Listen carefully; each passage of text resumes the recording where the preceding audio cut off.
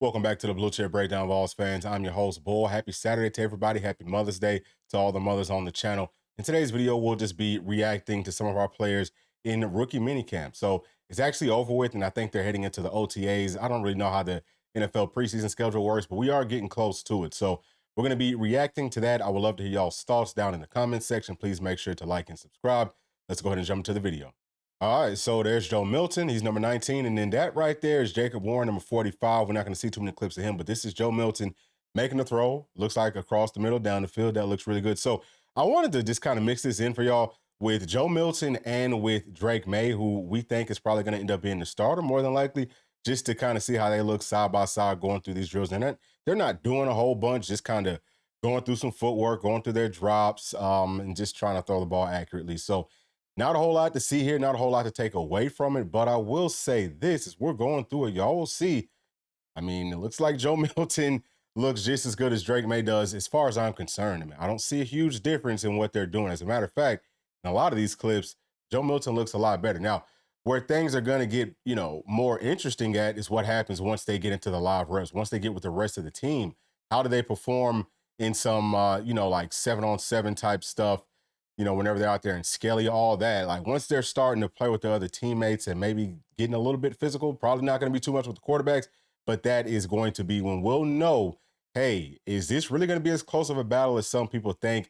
And it's not very many people. I don't know if it's a whole lot of controversy to be seen here because just from, a sheer, finances perspective, if you draft Drake May, in the first round, then you're probably going to have to play him just because you're spending a lot more money on him. But I still think that Joe Milton is going to have a good shot in the preseason games and all that type of stuff just to prove to some other teams, hey, man, I'm going to keep an eye out on. So, once that trade time comes, you might want to pick Joe Milton up. But going through this right here, so this is like a bootleg action. So you're faking a handoff and then you're bootlegging out.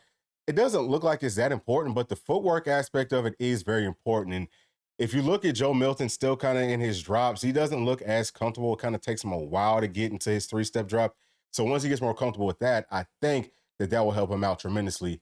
So just little things like that is what I was looking at. You can kind of tell the differences there. But as far as getting the ball out quickly, throwing it accurately with some pop, Joe Milton definitely does that, in my opinion, a lot better than what I'm seeing from Drake May. Like, look at this pass right here from Drake May. It's like a la-la pop. And I get it, like maybe just kind of going through the motions, but you're not going to throw it like that in a game. So why are you doing that in practice, even if it's rookie minicamp? I don't think that. I mean, throw it a little bit harder than that. He's literally throwing it like you'd be throwing to your 5-year-old nephew in the backyard. You know what I'm saying?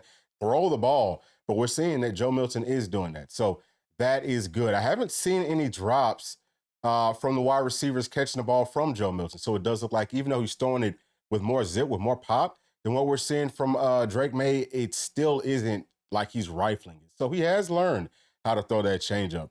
That's what we're looking for as volunteer fans. That's going to be it for Joe Milton. Let's go on to the next player. And that's going to be Jalen Wright. Looks really good right here, okay? Like just going through, whatever that little, just a little run play, right? But he's actually doing it versus a defense. It's maybe thud with no pads on. Just giving them like a solid look. But he has looked really, really good. Physically, very well put together. There's another running back there that we're looking at now, and you can just tell that Jalen Wright's body is as well put together as, I can't tell who that running back is, but it's as well put together as his. And I think that Jalen Wright's going to make some noise. Let's listen to what he had to say. In one we of all know we got Tyreek Hill. I mean, I'm not about to come in here and say I'm the fastest guy here. I mean, I know I'm fast, but we got a lot of elite guys here that's really fast. So, I mean, I'm just excited, you know what I'm saying? Happy to be here. All right, so he's just kind of talking about Tyreek Hill. And just all the speed that they have on this team. Something else that I love for Jalen Wright is there's a lot of running backs inside of that room. Now on to the next player, and this is going to be number 17, Kamal Haddon, at cornerback with my new beloved Kansas City Chiefs. I love them because they keep on drafting Tennessee players. Not a whole lot to see with him, kind of like with Jalen Wright, wasn't a whole lot of clips. But this is a drill that we saw him doing a lot at Tennessee, and he looks really good doing that. So I think that the staff has been very impressed with him. And we're going to listen to him. Just right. Well, when I came here before the draft, they told me, come in, know your job. It was, they let it known, that no matter where you drafted, even if the guys weren't drafted, everybody has the opportunity. Everybody's on the, clean playing field. So no matter where you are or who you are, you know, just come in and embrace the opportunity. They said, you know, they see a lot, you know, in me, and they think, you know, that I can come in and fill those shoes. So I just, you know, thankful for the opportunity, and I just want to, you know, fulfill the opportunity. And what I see in myself is a guy that can come in, you know, and play, but a guy that's willing to learn from the guys that's already here. You know, it's a great secondary, great defense. So I just want to learn, and I'm very thankful for the opportunity. And once I get to meet like those guys, like Trent McDuffie and those guys, it'd just be a great opportunity for me to learn from being a young guy and a guy like Trent McDuffie that came in and played right away. All right, and you love to hear it, right? I mean, all of our guys just sound very humble. They sound like they're hungry. That's what kind of separates the players once you get to the highest levels, because everyone can play. Everyone is capable of going out there and, you know, earning a starting position. It's really more about who has that extra little bit of work ethic, who has that chip on their shoulder.